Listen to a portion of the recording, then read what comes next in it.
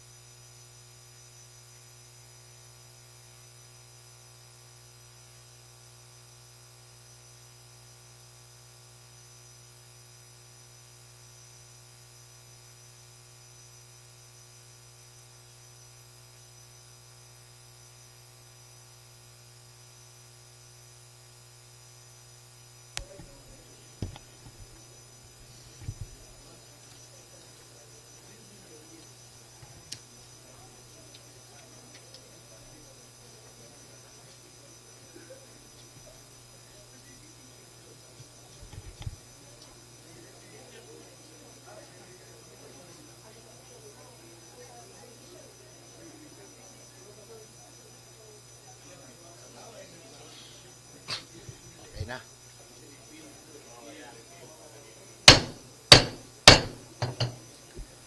Good afternoon, everyone. The 77th regular session of the 20th City Council, Cagayan de Oro City, is now called to order.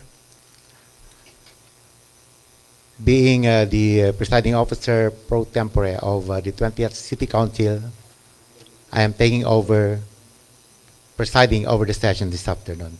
Please stand for the invocation to be led by the Honorable Ian Mark Nakaya, followed by the singing of the national anthem and the Cagayan de Oro March. Please stand. Let us put ourselves in the presence of God, in the Father, the Son, the Holy Spirit. Heavenly Father, we are again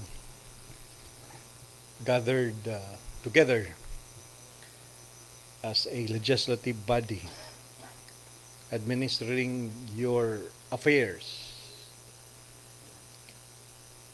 in the city of Cagayan de Oro. May we, as we aspire to become like you, we can serve our people at our utmost and be glad with all the graces that you have provided us and sheltered us in doing public service. Before us, certain matters which are urgent in the name of public service. Guide us with your Spirit. Bestow us with wisdom that we can gather strength to pursue the intentions of public service. All this we ask through Christ our Lord. Amen.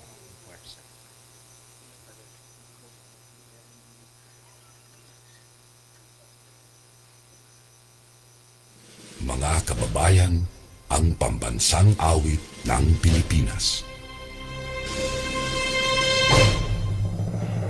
Kayang mag-ibig, helas ng sinakanan, alam ng puso, sa dikit mo'y buhay.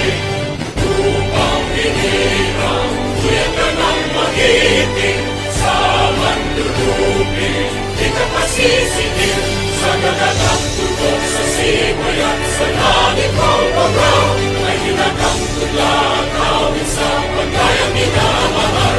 Ang isang ng matawad mo'y tagumpay na nagkininig, ang bituin at araw niya kailan ang ay di magdidinig.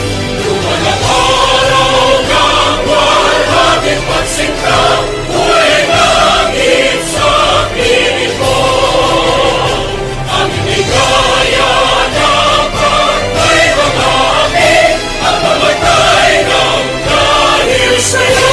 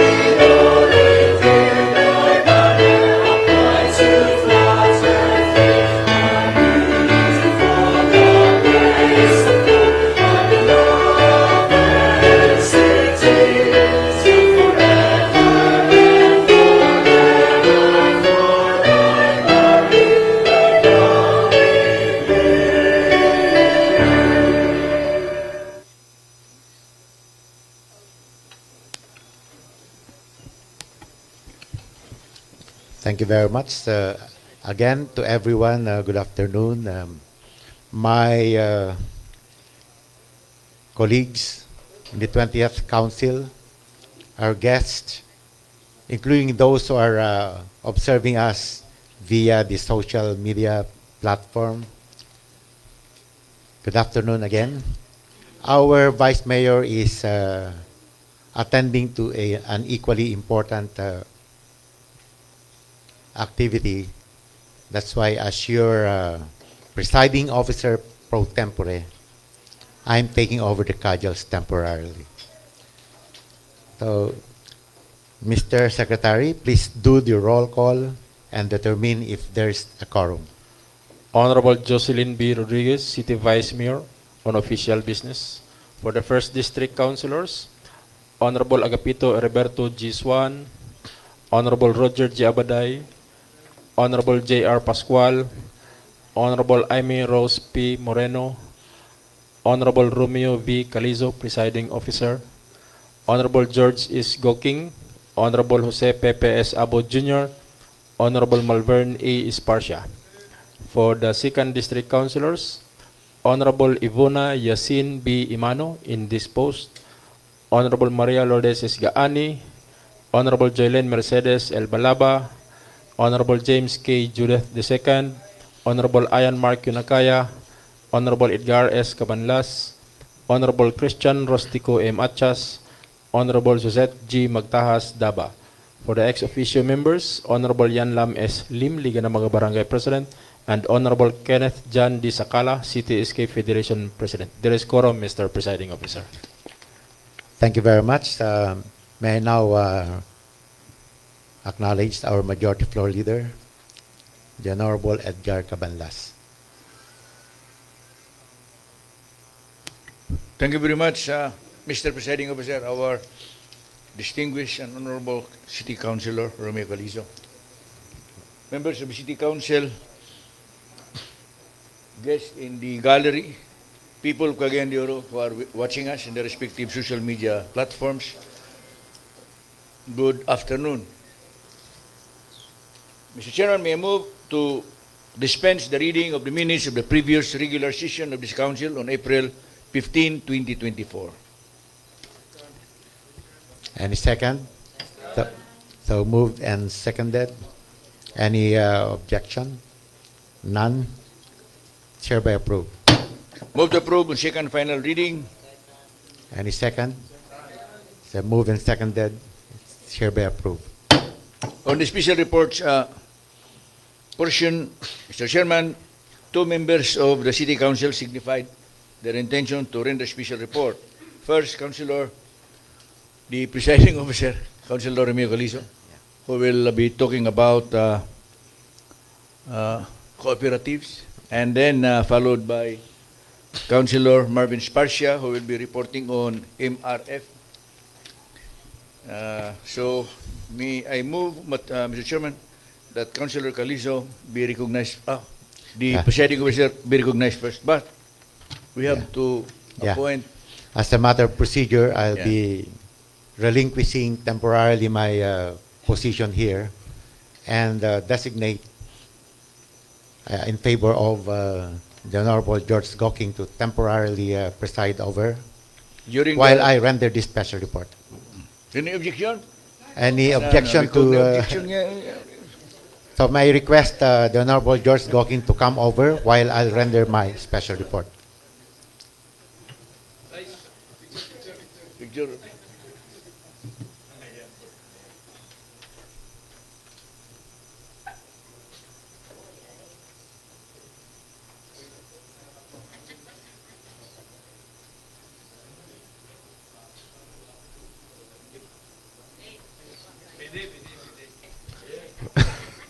Daghang salamat. I accept the temporary designation while the presiding officer is having his special report. Maying hapon sa rin. Thank you very much, Mr. Presiding Officer. To Honorable, very, very sweet George Goking. Thank you. Thank you.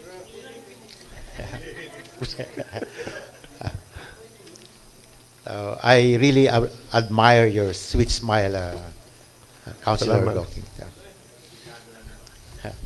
But I do not act like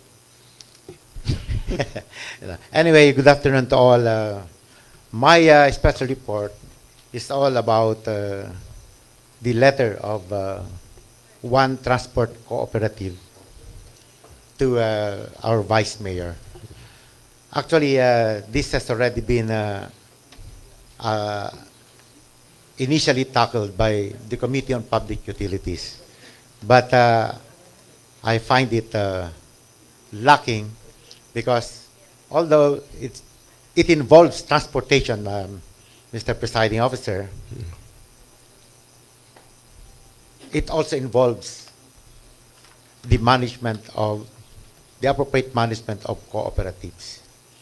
So this letter, if I have to digest it to save time, Mr. Presiding Officer, it's all about, well, we want that indeed our transport problems, especially the emergence of the modernized public utility vehicles, could solve the needs of our people.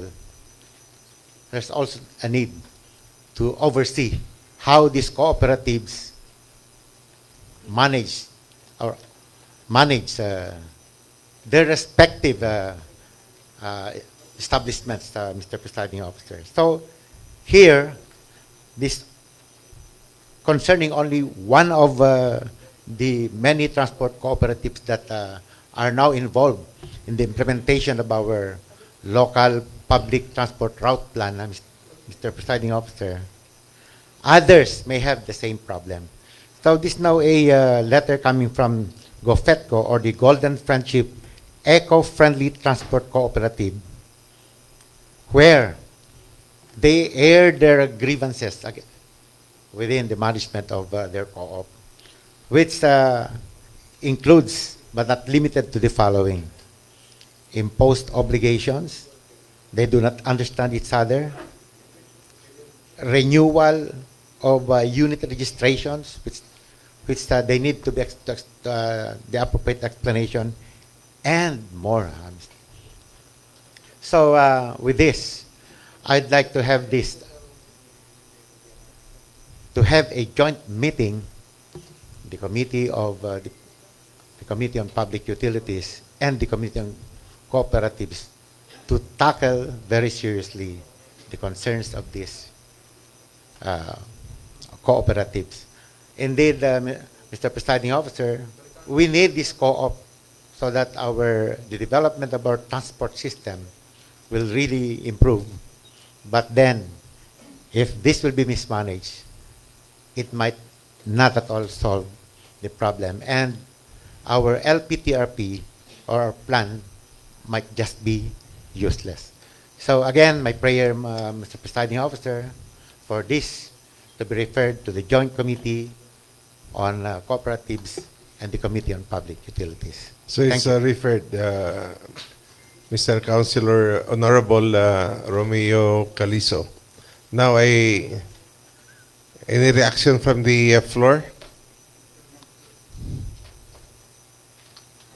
Oh yes, Councilor Kenneth Sakala. Good afternoon, Mr. Chair, and to the members of the 20th City Council. Good afternoon, and to the here in this plenary session. Good afternoon. And as for my reaction sa special report ni Councilor Calizo, is about concerning my committee, which is the cooperatives, and I highly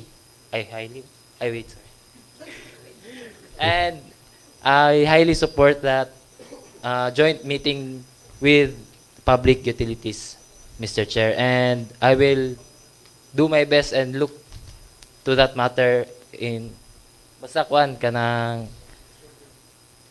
resolving that problem that arises.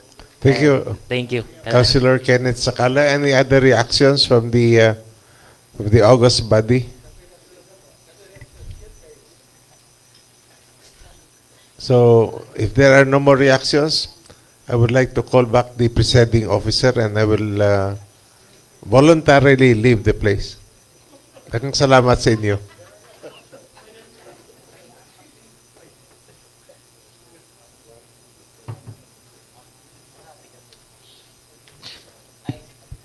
So thank you very much to the Honorable George Goking. That was a rare opportunity for us to take advantage of the good looks of the good councilor. So again, thank you very much. The next special reporter, okay, Councilor Malvern Sparcia. Thank you very much, Mr. Presiding Officer, General Romeo Calizo, sir.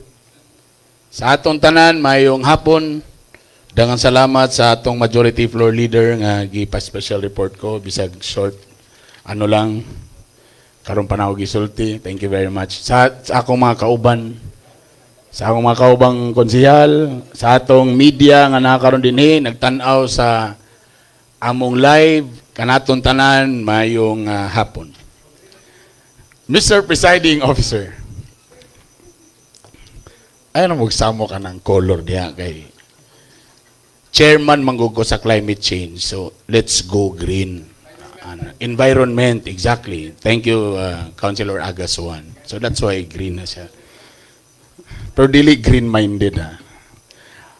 Mr. Presiding Officer, first, right now, di ay, sa Picharon, April 22, we are celebrating Earth Day also. So, timing ra kayo niya akong special report regarding sa atong mga MRF.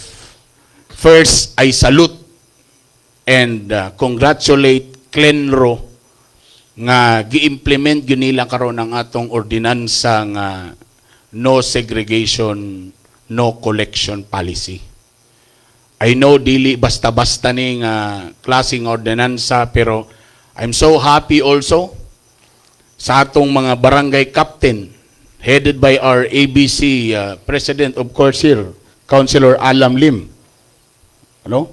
Pag-ingon ni Councilor Alam Lim nga buhato nato ni sa barangay, mutuo gidayon sila. Though some of the barangays na moingon nga mo extend sa kay wa pa sila yung mga MRFs, pero most of the barangays right now, Mr. Presiding Officer, nag-implement na ni hinahinay aning MRF. And I'm sure Councilor Roger Jer Abaday is also happy with this kay siya baya ang chairman sa environment.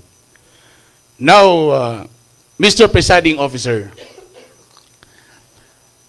isa lang munang nag-special report ko kay usa sa mga barangay sa way pabor-pabor, labi na diri sa atong distrito 1, ang barangay Pagatpat, wala palang gi-implementar ang kusog nga pag-approve or pag-implement aning ordinansa. Kaning barangay Pagatpat, ila na gyuning gisugdan ang kaning no segregation, no collection policy. Gani, the former barangay captain, prior to the new barangay captain, gisumbong na kapila sa 888. Kaya naiuban, nasuko nga nung wala gikuha ilang mga basura, but they insisted, kaya mo may ilahang ordinansa sa barangay, and in fairness, due to their political will, eventually, na-push good sa barangay Pagatpat ang no segregation, no collection policy. An usa ang barangay Pagatpat, congratulations to them, nga naagi plastar nga MRF, Mr. Presiding Officer. Now, na-timingan na nakabisita ko dito. Naratay video nga akong ipakita, nagi sila MRF. Gani, they are so happy nga gi-implementar na ni karon sa Dakbayan, sa Cagayan de Oro. Tapos, sila po willing mutudlo sa ubang barangay nga nagsugod pa lang sa MRF kay kani sila prior to the pandemic na namang gyud.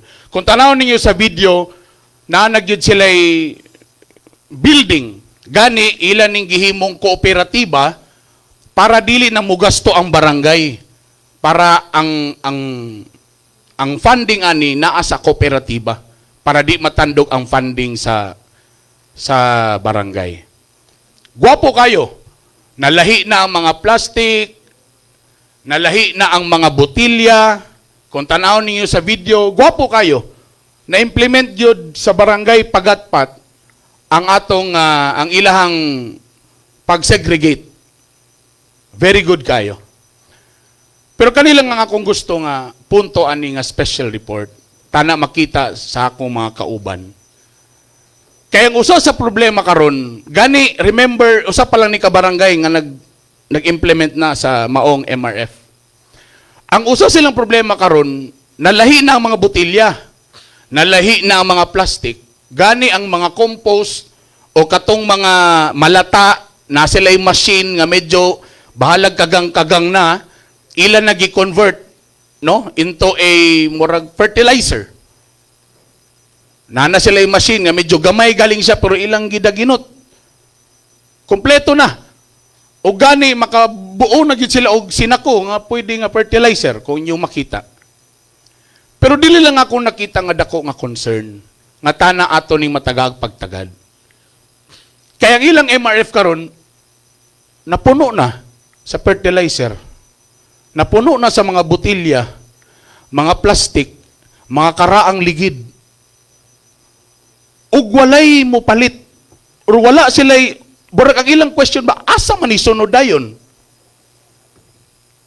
namanggaling daw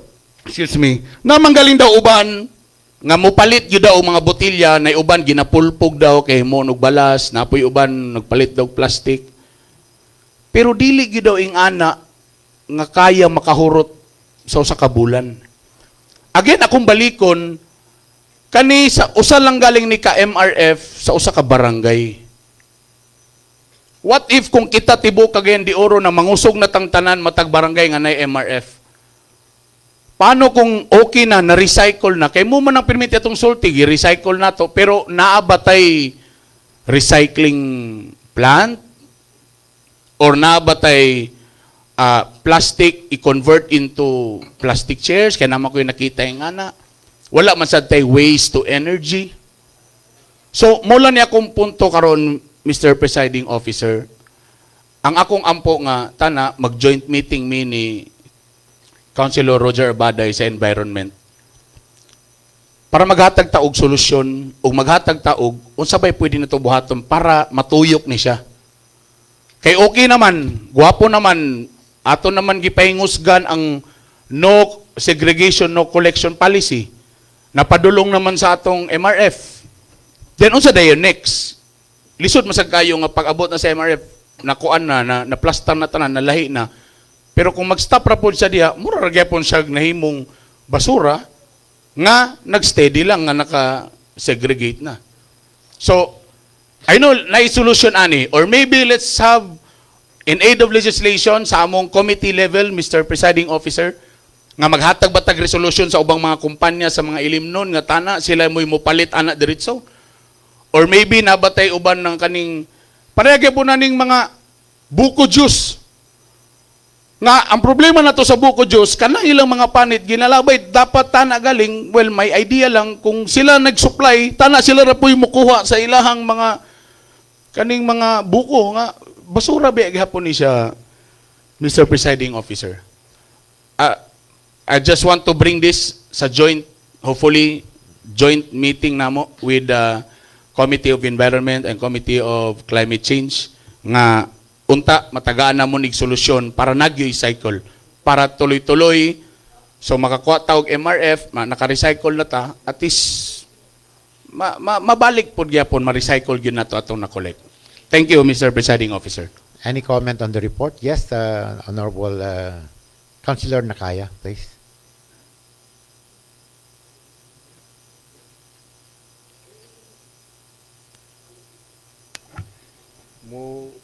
Mutindog.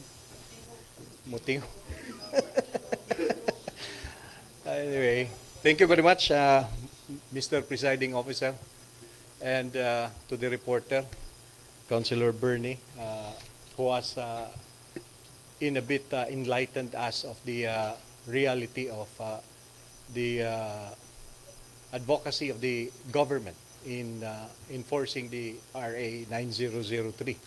And with a note that there is a loose end that we should be able to link the gaps, Mr. Presiding Officer. So that's a good special report. And in Barangay Makabalan, Mr. Presiding Officer, in fact, it was also the intervention of the city council in the previous council as regards the waste materials that were gathered by the same barangay and the assistance of Shell Company to produce like hollow blocks, eco blocks for housing purposes. In other words, there is already a movement that supports the barangays as regards the use of recovered materials from waste. And I've just heard last week, Mr. Presiding Officer, Iligan City is now buying waste. And not only the waste, but the produce of the waste. It's a raw information, but I was informed by some eco warriors in Cagayan de Oro, why not do this in Cagayan de Oro? In other words, waste of from a public market, and it resulted to some intervention, and it produced agricultural products, and the city government of Iligan, according to the report, that it has bought all the produce, and the produce are distributed to the farmers of Iligan City, Mr. Presiding Officer. And there are many other stories that we can perhaps pick up from and benchmark, perhaps, like what Councilor Bernie did in China. Joke. Benchmarking activity would somehow increase the capacity of the city government as well as the people whom we are serving. Di ba, Councilor James? Anyway, let's not go into that. So, I would like to participate in this discussion, Mr. Presiding Officer, because this is very important. Ang akong end view lang is ang kang Councilor Jay's Committee on Agriculture. Maybe perhaps we can also link the output, the resultant effect of our efforts, supporting the agri-sector, Mr. Presiding Officer.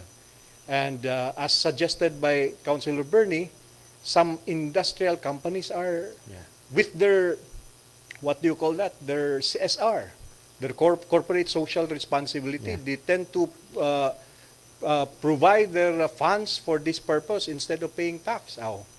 Ligawas. So this can be an avenue for these corporations to directly serve our people, Mr. Presiding Officer. Thank you. Thank you. A very, very good tip. No? Thank you very much, Councilor Ayan Nakaya. Yes, Councilor J. Pascual, acknowledge.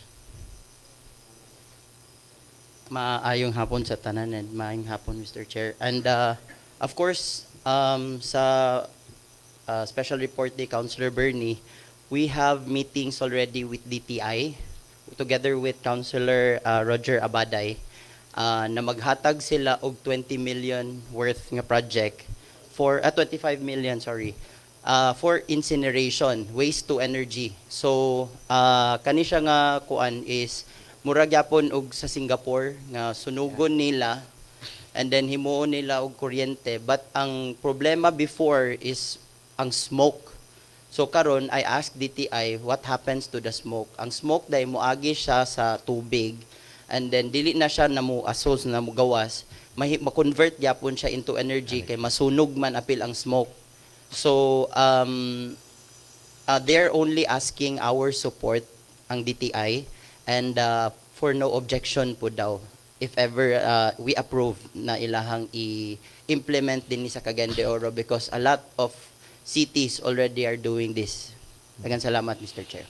So please invite also Councilor J. Kay basi gwapo po ang iyahang input. And we need to legislate in order to support the said recommendation. Yes, Councilor Roger Abaday. Thank you very much, Mr. Presiding Officers, my colleagues in the City Council, and all people who are watching us today. Thank you very much sa special report sa akong partner nga sa committee, no? Climate Change, Environment, isa raman eh. So, admittedly, kulang kita og technology in terms of processing para sa ning mga glass, no? But if you remember when I reported katong sa advanced country ilang gihimo, ga-import pa gani sila og mga karon, no? Germany, Netherlands, Switzerland, ga-import sila og basura kay kulang ilang basura, any kind of waste, no? Because of their technology. Sa ato, munang kulang sa atong landfill karon kay traditional pa man ato pulos. So katong gisulti ni Jay, nag-offer sila 25 million funded by the UST.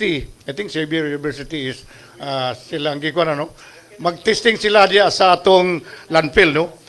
Now, ang the new technology, I do not know, mao ba na karon sa DOST ilang introduce, gating mechanical recycling sa botelya, no?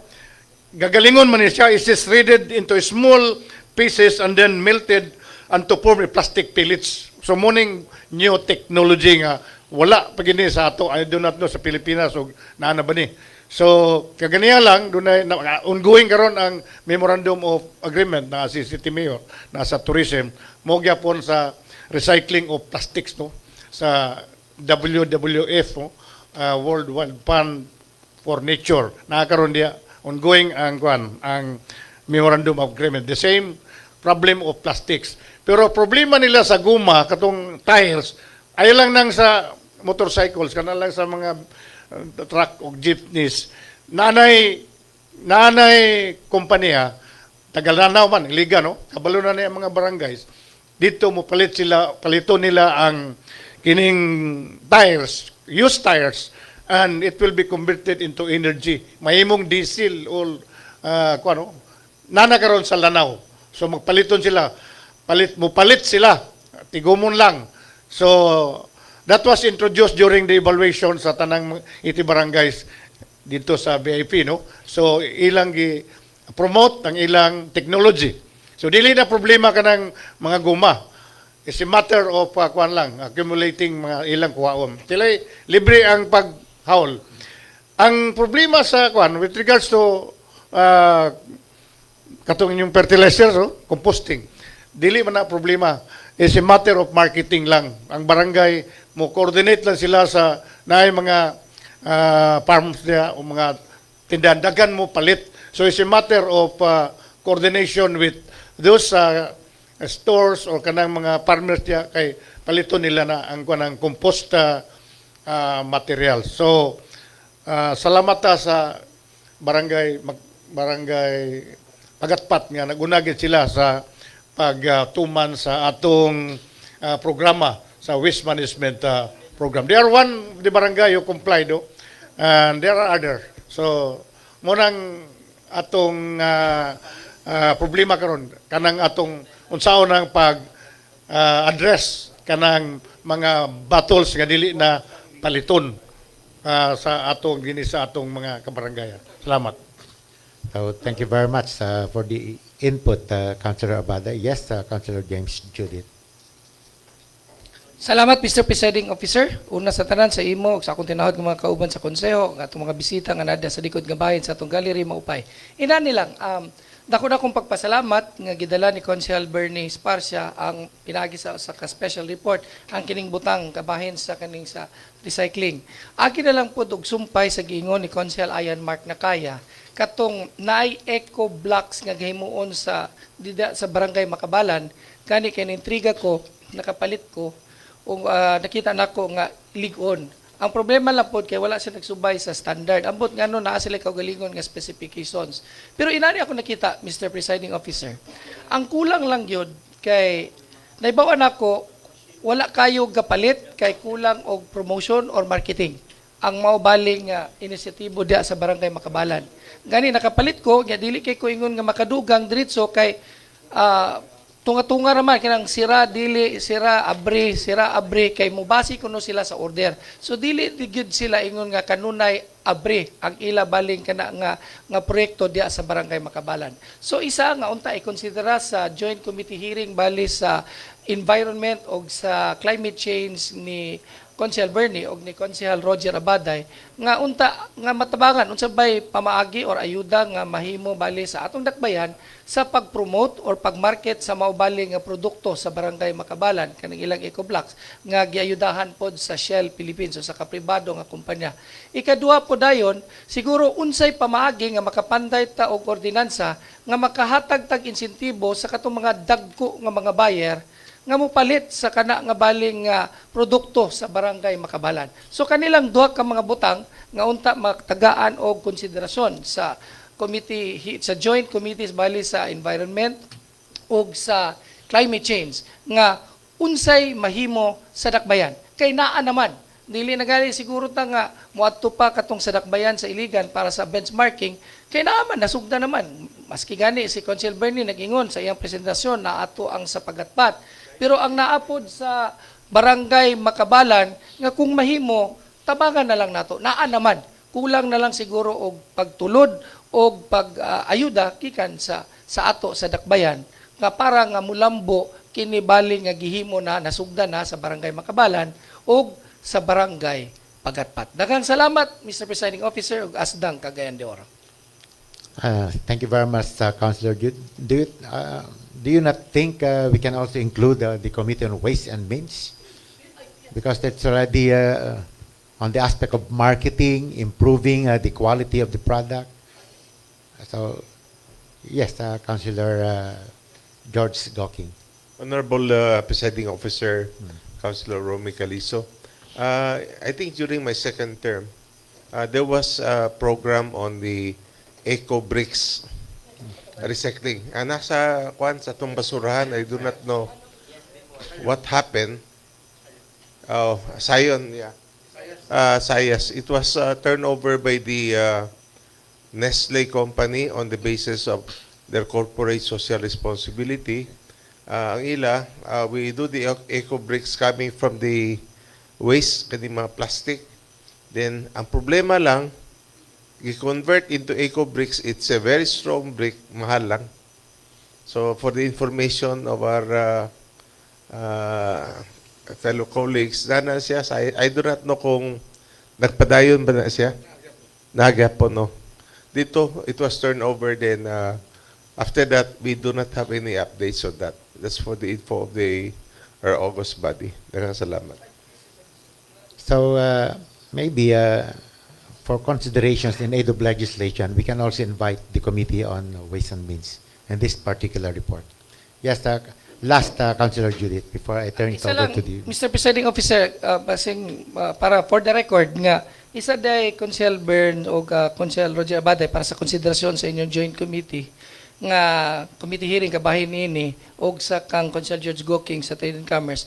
Ang reklamo nila kay naghimo og kagalingon nga specification ang kaning gahimo sa eco bricks. Wala sila nagsunod sa katong standard gyud nga gahimuon sa hollow blocks. So isa siguro na nga murag wa na mamalit kay sakto ang gingon Mr. Presiding Officer ni Consel George Gocking, lig-on tuod kay giusab man nila ang size mas ni ubos. Pero mao lagi kay dili man mao nga size ang gagamiton sa tanan.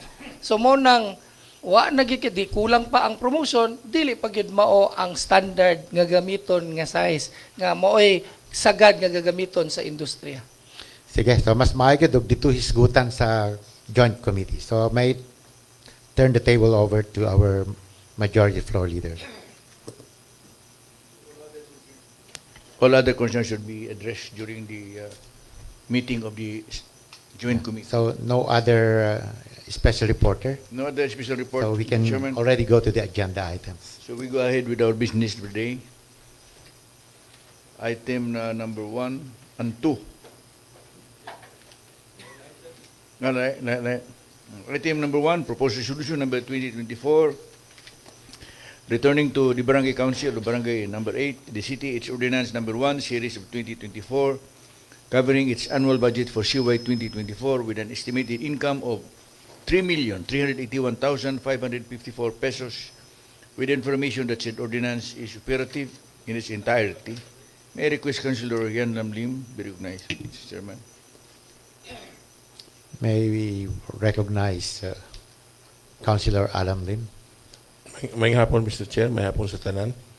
Everything is in order. I move for the approval of purpose resolution number 2024-713. Any second? Objection? None? Approved. Move to approve second final reading. Second? Seconded? Approved. Item 2, proposed resolution number 2024-714, returning to Barangay Council of Barangay number 14, the city, its ordinance number 2, series of 2023, entitled Ordinance Institutionalizing, Promoting, and Developing Backyard and Community Organic Gardening, providing for its incentives and appropriating funds, therefore, and for other purposes. May I request Councilor Kenneth Sakala be recognized. Councilor Kenneth Sakala is recognized. Move for the approval of the proposed resolution number 2024-714. Any second? Second. Objection? None? It's approved. Move to approve on second final reading. Any second? Moved and seconded? Approved.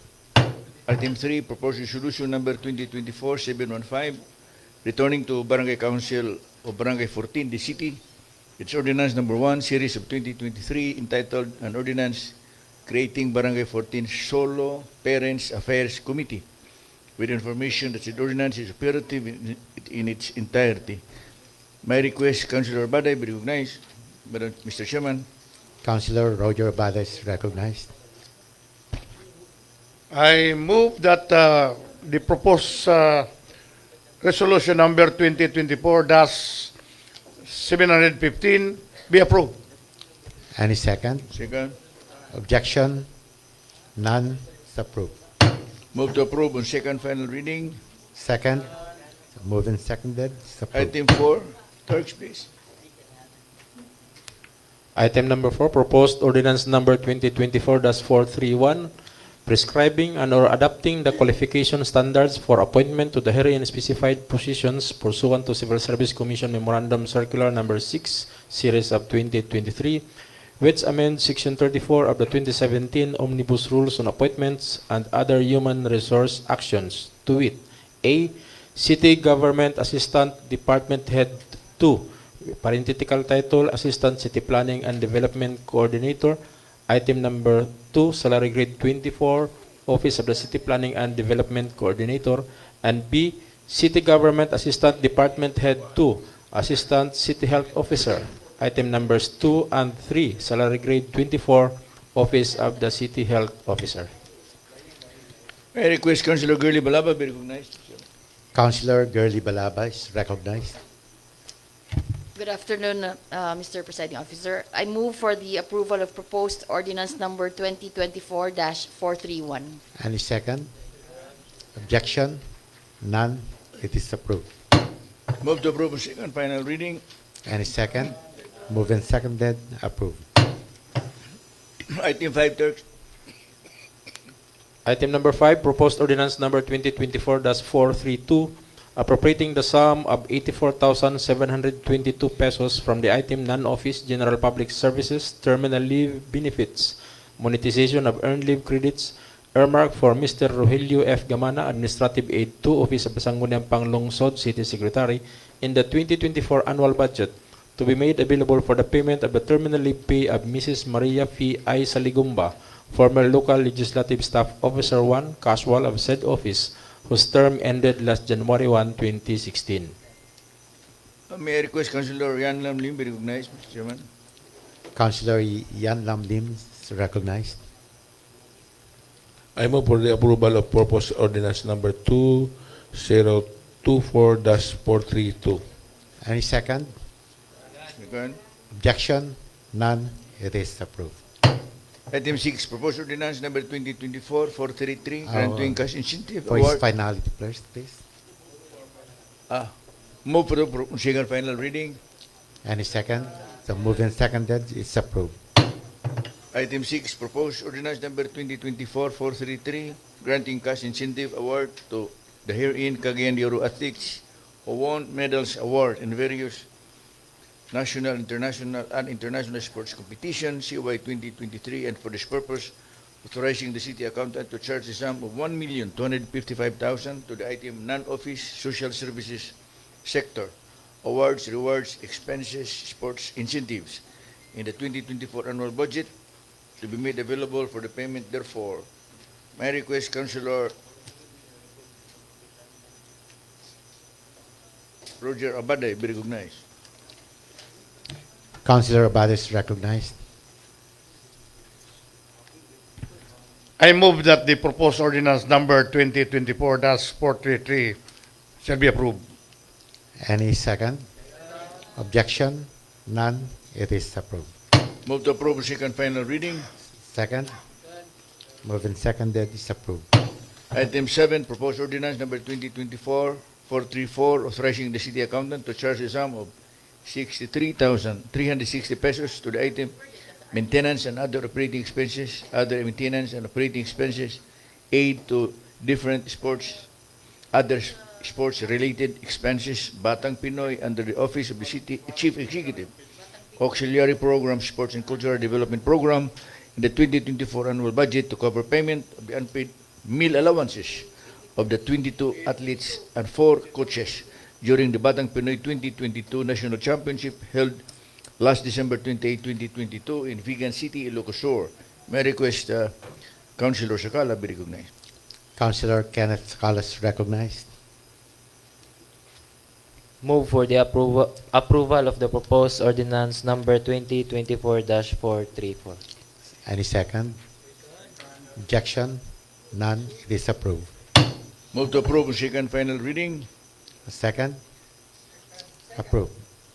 Number 8, proposed ordinance number 2024-435, authorizing the Honorable City Mayor Rolando A. Uy, representing the City Government of Cagayan de Oro, to enter into and sign the Memorandum of Agreement with the City Government of Iligan, represented by the City Mayor Honorable Frederick W. Xiao, covering the implementation of the project entitled Incorporation of CDO's Implementation of Tourism Management Information System, a thorough digital information project to Iligan City Tourism Office under the terms and conditions stipulated therein. May I request Councilor J. Rua Pascual be recognized. Councilor J. Pascual is recognized. Mr. Chair, move to approve proposed ordinance number 2024-435. Any second? Objection? None. It's approved. Move to approve second final reading. Second? It's approved. May I move, Mr. Chairman, for the inclusion of items 9, 10, 10A and B, and then about 9, 12, 11, 12. Any second? It's approved. Move to approve second final reading. Di na. Item 9. Sobrahan na siya. Proposed ordinance number 2024-436, amending ordinance number 14726-2024, otherwise known as the POROC Development Program Ordinance 2024, in a manner provided for herein. Certified urgent by our City Mayor. Any second? Any objection? Abstention, one abstention. 1, 2, 3 abstention. 1, 2, 3, Four. 4 abstention. Four abstention. 4 abstention. So there is no objection. So no objection. So it's moved and seconded. So there's no objection. It is approved. Move to approve second reading, the same number of votes. Second. So moved and seconded. So it's still approved. Item 10. Proposed Ordinance 2024-437, authorizing the Honorable City Mayor Rolando A. Uy to sign the letter of conforme for the City Government of Cagayan de Oro participation in the Public Utility Vehicle Service Contracting Program, Phase 4 under the General Appropriations Act of 2023, GAA 2023, of the Land Transportation Franchising and Regulatory Board, LTFRB, certified urgent by our city mayor. Move for its approval. Any second? Any objection? It's approved. Move to approve on second final reading. Second? So it's moved and seconded. It is approved. Item 11.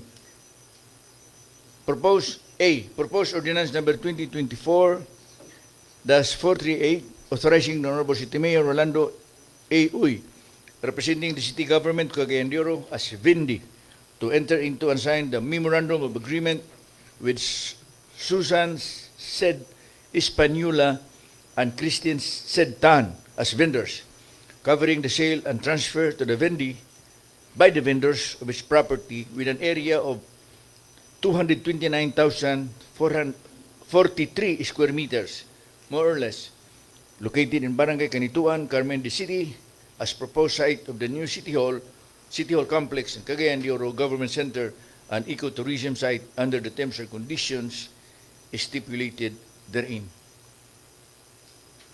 Ato bring unang sa tagsaw dito. We will just do it one by one. So, Move for its approval, Mr. Chairman. any second? Any objection?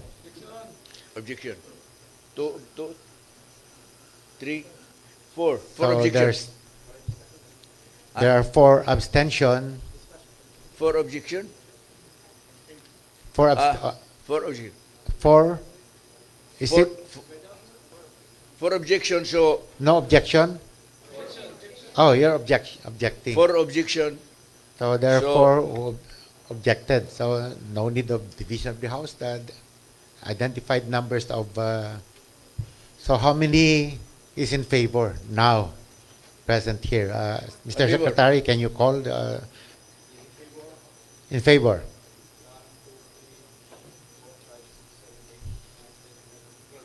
Twelve. So 12 against 4. Yes, 4. So the approval is upheld. So therefore, with 4 objections, the approval is upheld. It's Yes, still move to approved. approve on second final reading. So with the same number of those objected, Yeah. 4 objection, 12 for its approval, still approved.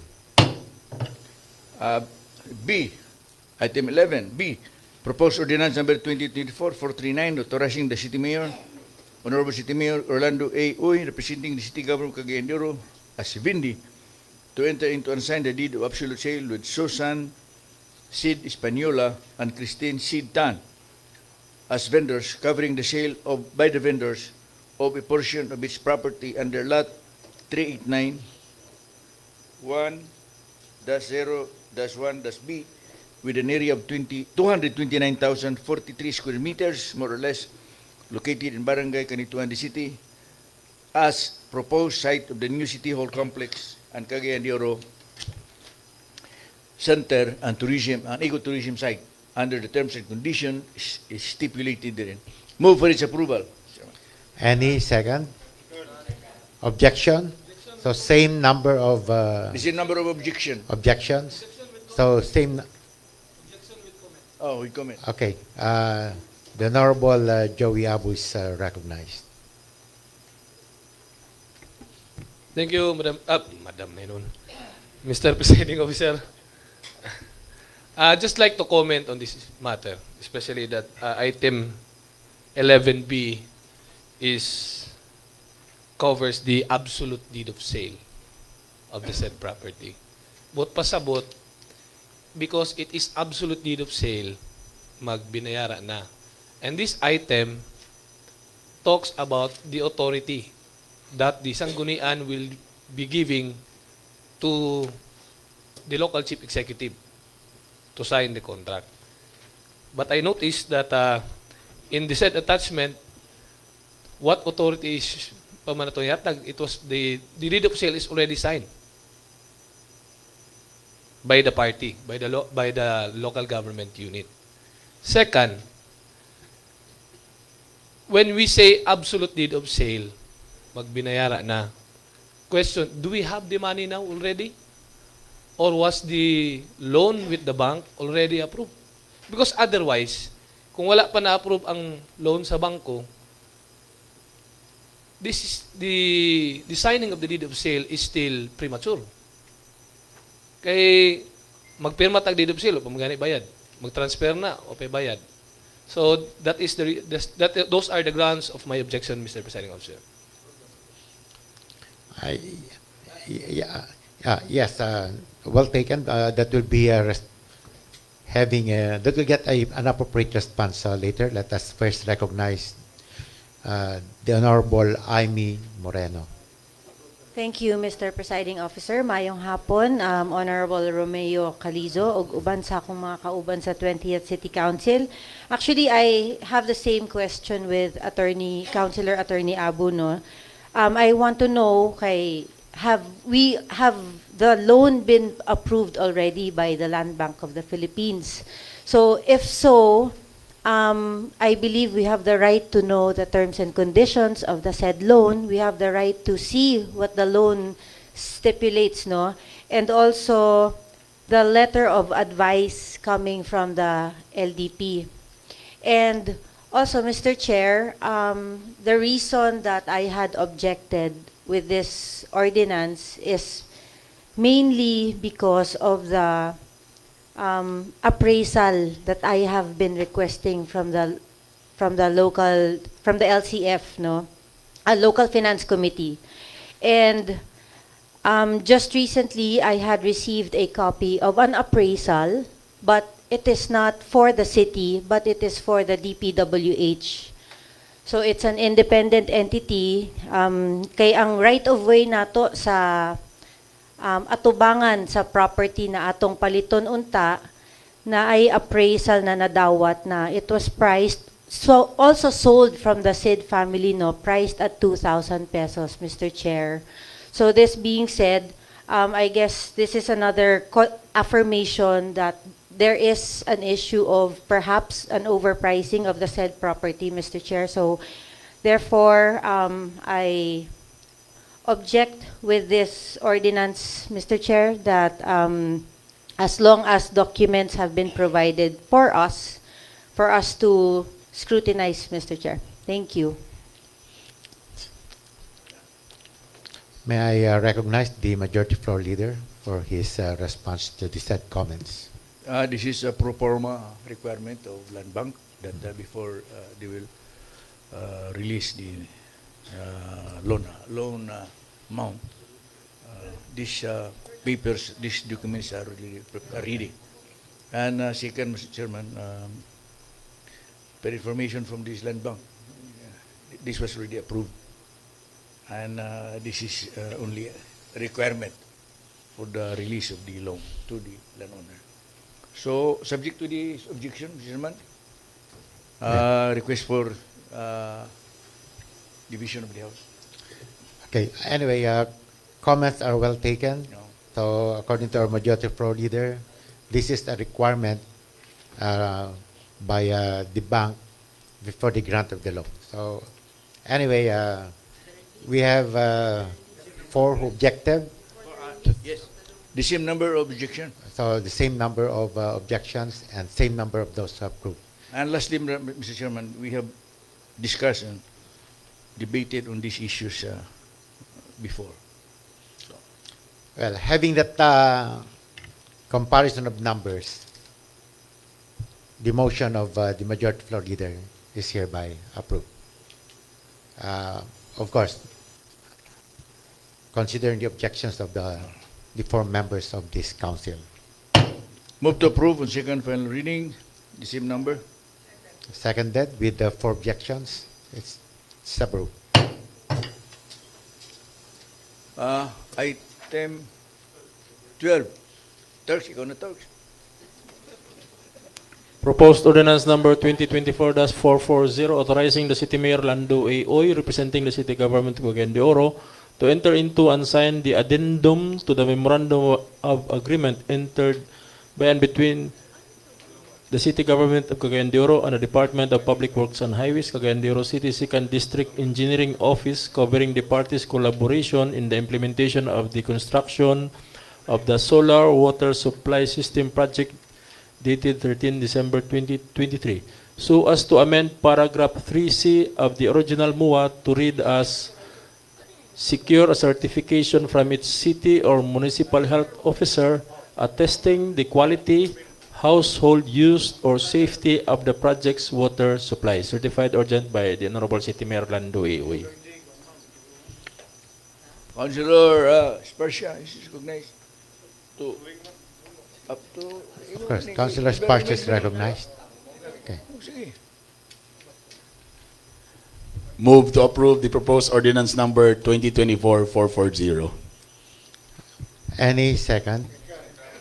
So moved and seconded. Any objection? No objection. It is hereby approved. Move to approve on second final reading. Second? So it's moved and seconded. It is approved. There being no other matters to take up, motion to adjourn. Session adjourned.